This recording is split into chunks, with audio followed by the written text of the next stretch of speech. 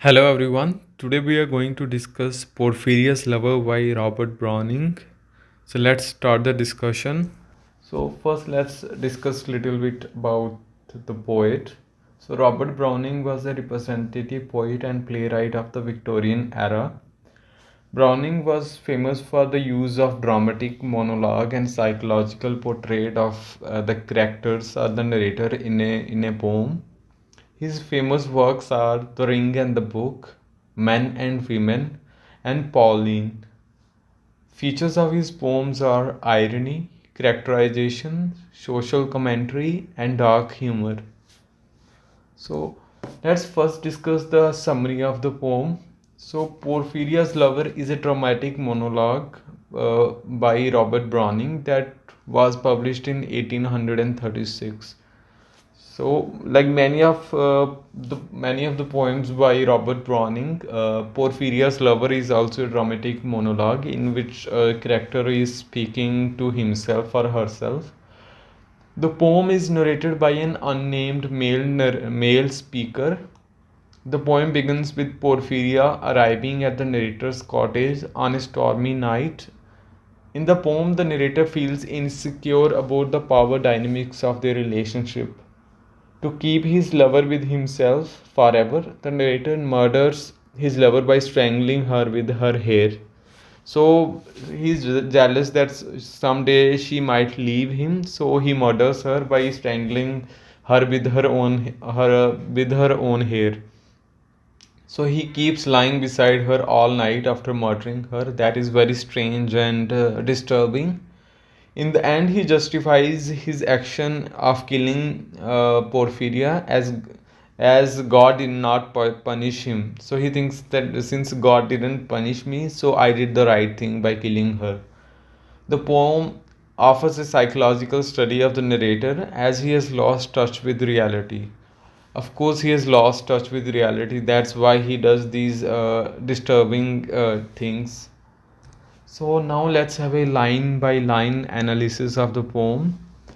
So the rain set early into night. The sullen wind was soon awake. It tore the elm tops down for spite, and it did it worse to vex the lake. So he's saying that the rain came early to night, and the bad wind, it has awakened everything around, and it has torn down the tops of the elm tree. It is a tree that is grown in England or other areas, surrounding areas. So, and he's saying the storm did worse to wake up the lake. So the surface of the lake is also disturbed by the strong wind. So I listened with heart fit to break when glided in Porphyria strait. She shut the cold out and the storm. So he's curiously waiting for Porphyria to arrive, and after, in spite of the storm and the bad wind and trees falling, she still comes to meet him. And as soon as she comes, she shuts the door and leaves the cold outside by kneeling. Let's read next. And kneeled and made the cheerless grate blaze up and all the cottage warm. So when she came, she shut the door and then she lighted up the fire, and the whole small cottage, was made warm by the burning grate. Which done, she rose and from her form withdrew the dripping cloak and shawl. So after setting up the fire in the grate, she takes out her wet cloak and shawl and keeps it aside, and then she also takes her soiled gloves. Since the in the context of the poem, people used to wear gloves, various colored globes in Victorian era. Women mostly used to wear white globes, and even the writer Robert Browning used to wear yellow globes. And his wife Elizabeth Barrett Browning, she has written about those yellow globes. and let her soiled gloves by, untied her hat and let the damp hair fall. So after keeping aside the wet cloak and shawl, she also takes her wet hat and let her damp hair fall freely fall. So she unties her hair as well. So if you have noticed one thing from her dress up, can you guess one thing about her? That she belongs to the upper class society. From her dress up, how elaborately she is dressed up, you can tell that she belongs to the upper class, and you will see how that will become an issue later on in the poem. So let's read next. So, and last she sat down by my side and called me. So, after doing all that, after lighting up the grate, lighting up the fire, keeping her wet clothes aside, she finally comes to this narrator, unnamed narrator, and she calls him. When no voice replied, she put my arm about her waist and made her smooth white shoulder bare. So when the narrator didn't reply. So what she slides the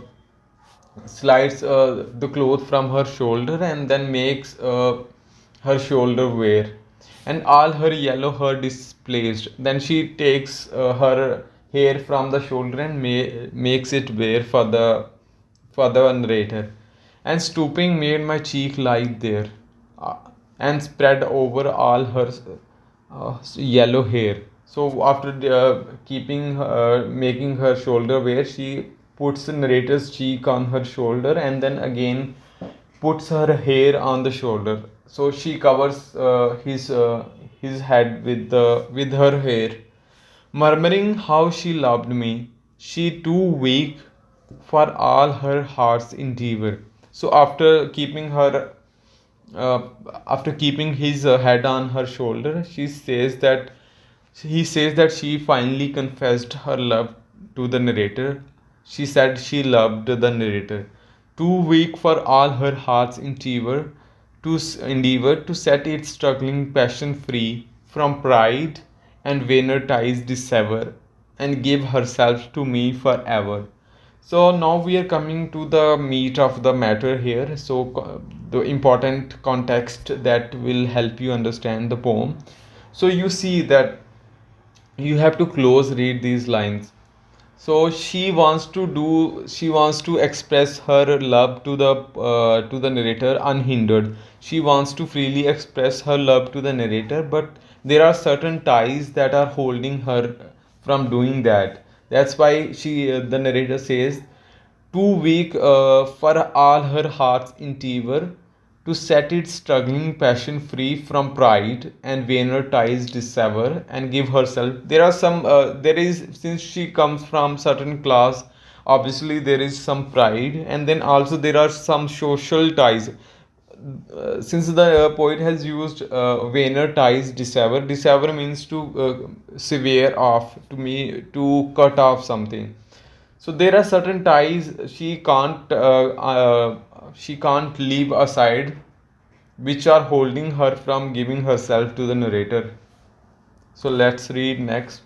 But passion sometimes would prevail, nor could tonight's gay feast restrain a sudden thought of one so pale for love of her, and all in vain. So he's saying that okay, but even though there are these things that are holding her as from giving herself to the narrator, but she still cares for him, and she left a good feast, good party, high class party, and she came to meet him. That's why the narrator is saying, nor could tonight's gay feast restrain a sudden thought of one so pale for love of her, and all in vain. So then he's saying that okay, even a good party, good feast could not hold from her from coming to meet him and express her love to him, to the narrator. So he's saying that the Porphyria, she could not stop thinking about the narrator. So she was come through wind and rain. Be sure I looked up at her eyes, happy and proud.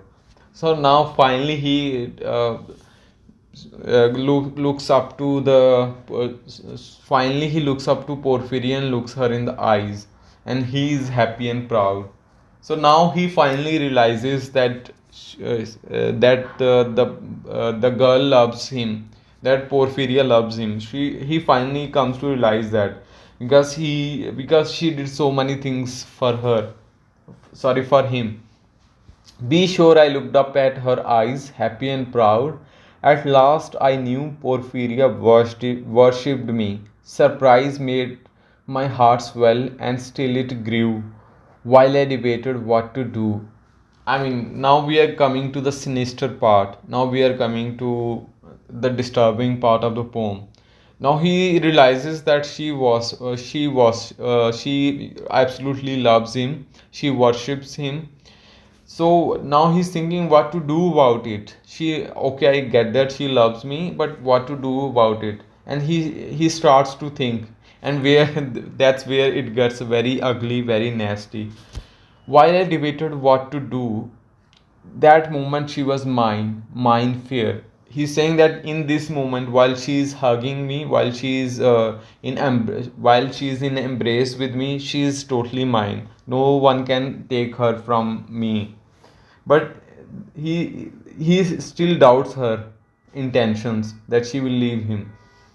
Even though she left the party and came to meet him, he still doubts her intentions.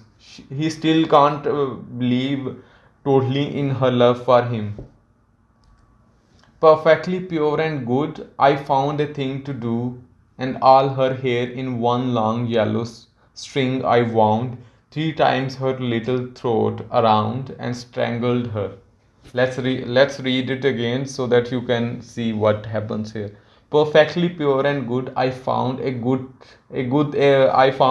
thing to do, and all her hair in one long yellow string I wound 3 times her little throat around and strangled her. So what he does is, while he is thinking what to do, then a thought comes to him, and he wraps the hair of Porphyria around her neck 3 times, just to make sure that it's strong enough, and finally he strangles her and kills her. Now look at the audacity, look at the crazy mind of the narrator. At this point, you know that you can't trust this man. You can't trust the words coming out of the mouth of this person. Now look at crazy guy. He says no pain felt she. I'm quite sure she felt no pain. How can you tell, man? Like he's saying that, okay, I'm very sure she didn't feel any pain. I'm quite sure of that. I can vouch for that. She didn't feel any pain. As if that shows that narrator is totally deranged. He's totally deranged person. He's totally mad. You can't trust him. As a shut bud that holds a bee, I warily oped her lids again. So when she's dead, what he does is opens her shut eyes and again shuts them. Like he's saying that like a bud flower bud holds a bee inside and it opens slowly, so make sure that the bee is still inside. Then he's talking the same about, like, if he wants to see whether there is certain life inside her, life or any sort of potential inside her. So again laugh the blue eyes without a stain. So he's saying that, okay, I opened her eyes and I could see that her eyes were blue. Her eyes still had life inside them. So maybe I mean, though I'm not totally sure, but one thing is there that if someone dies of asphyxiation, that's a term. I'm not sure if I'm pronouncing it right, but that means someone who dies because of the lack of oxygen, that typically involves applying pressure on the neck. So that turns someone's eyes blue. You can check it online if I'm saying it right. And let's read next. And I untightened next the tress about her neck. Her cheek once more blushed bright beneath my burning kiss. So then he unties the hair around her neck, and kisses her on the neck,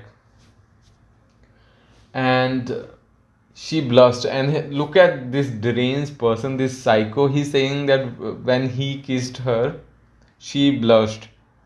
That dead woman in her, and that dead woman in his arms, she blushed. I propped her head up as before, only this time my shoulder bore her head.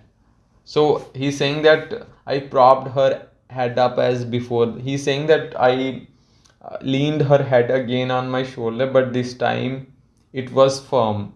This time it was my shoulder that was supporting her head. Earlier, her shoulder was supporting his head. Now his shoulder is supporting her head that is lifeless, which droops upon it still. So he, of course, it will droop. Gus, that's a dead, dead head, man. It will droop. The smiling, rosy little head. Look at the poetry that is coming out of that psycho's mind. So glad it has its all utmost will, that all its scorned at once is fled, and I, its love, am gained instead. Now, every line that is coming out of the narrator is taking us into darker and darker place. So he's saying that so glad it has its utmost will. He's talking about the head of the dead woman, the head of Porphyria. So he's saying that at last her wish is fulfilled, that all its scorn that once is fled.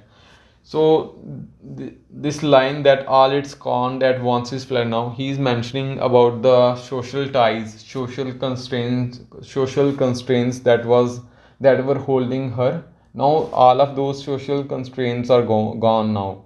Now nothing can hold her back from being with her lover, and I, its love, am gained instead. Now he's saying that since all the social constraints are gone now, and when the social constraints are gone, I am gained instead. So it's opposite cause and relation kind of thing. So when there were social constraints, he could not be gained. He could not have a good unrestrained relationship with Porphyria. Now that those social constraints are gone, now he can totally be with her. Let's read next. Porphyria's love, she guessed not how her darling one wish would be heard. So then look at this. So he's saying that Porphyria's love, she guessed not how her darling one wish would be heard. So he's saying that the Porphyria only had one wish, and that one wish was to be with the narrator, to be with this speaker, and that wish is heard now after that woman is dead. Now, what he's doing is he's transferring, he's thinking from Porphyria's perspective, like what she wanted. So he's thinking for that dead woman. Look at this guy, this speaker. Now he's looking at himself through Porphyria's point of view, and he's judging her wishes and her choices by transferring his perspective to that of Porphyria. Her darling one wish would be heard, and thus we sit together now, and all night long we have not stayed. So he's saying that after all these social constraints are gone, all the social restrictions are gone now. Now we are together. That's what she wanted. So that's what she wanted, to be with me. And how come she achieved that? She achieved all that because the narrator killed her. and all night long we have not stirred. So he look at this, I mean, dark place. He has been lying there and making love to that dead woman. Totally dark idea, and yet God has not said a word. Now he's trying to now, since he has done this, he's trying to justify his actions. He's saying that, okay, maybe I did, since the God didn't say anything, maybe I did the right thing. So he's now justifying his actions, that if he had done the right he if he had done the wrong thing, then God would have punished him. Since the God didn't punish him, he did the right thing.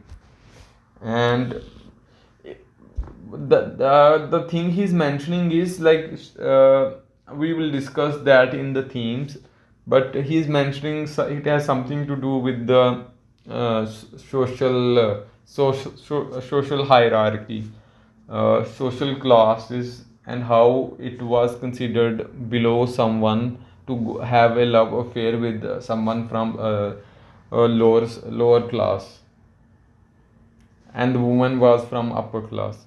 Now let's have a look at the themes of the poem. So obvious guesses, you would have now totally good idea of what the poem is about. So obviously it's about madness and reality. So like in the beginning we are totally with the narrator. We know like, okay, he seems reasonable.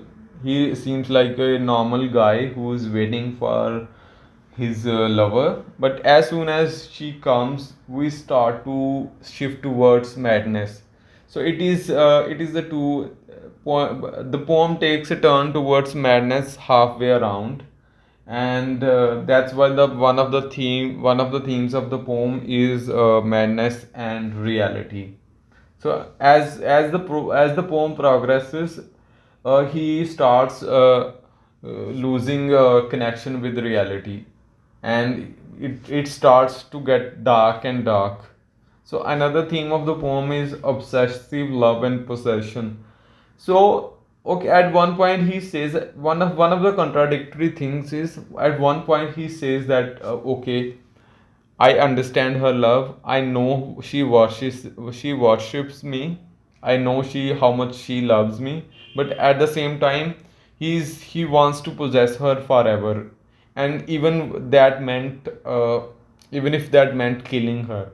So see, obsessive love, and you see many such news online where something like this happens. If someone leaves someone in a relationship, someone after breakup, people get very obsessive and possessive, and that forces them to take uncalled for actions, dark actions, that even involves someone, if even if it involves killing someone. So it is very real. And then another thing is social and class structure. So obviously one of the hindrance the narrator mentions in the poem is the class structure. So obviously from cottage and the dress up of the woman, you can say that there is obviously class distinction. So obviously in Victorian times, when people were very proud of their lineage, proud of their wealth. So obviously there was a clear divide between lower and upper class, and that is one of the themes that has been explored in the poem. So he one of the reasons he killed her was because he knew that society would not approve their love, and even before trying that, he has accepted in his mind that society won't approve their love. That's why he kills Porphyria. So another thing is dominance and power. So one of the things that I failed to mention while we were going line by line is dominance and power. If you have observed it, so it is Porphyria who initiates the physical intimacy. She is in the lead, and it is something that disturbs the narrator. So it she's a Porphyria is an independent woman. She can go anywhere she wants, and she can take her own decisions, and that is something what bothers the narrator, and that's another reason he kills her.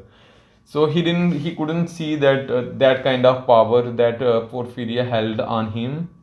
She decided what to do in their relationship, and he didn't want that. He wanted to dominate their relationship. So another thing is gender roles and societal expectations. So another thing is, like in Victorian times, women who were independent were looked down upon, and they were thought to have broken the social structures, social practices, and he considers that to be broken by Porphyria.